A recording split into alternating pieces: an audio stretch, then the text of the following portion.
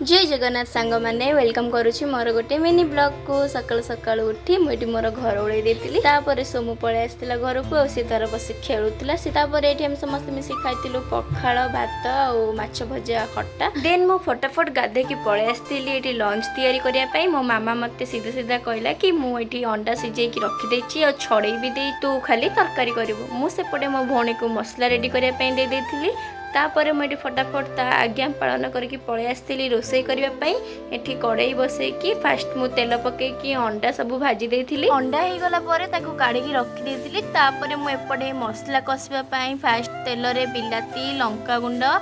तापर सब मसला देकी ताकू कषि देथिली तापर लूण हल्दी जहाँ सब मसला गुंड मसला ताकू पकईकी रांधि देथिली टिके पानी देकी फास्ट अंडा कषिबा पई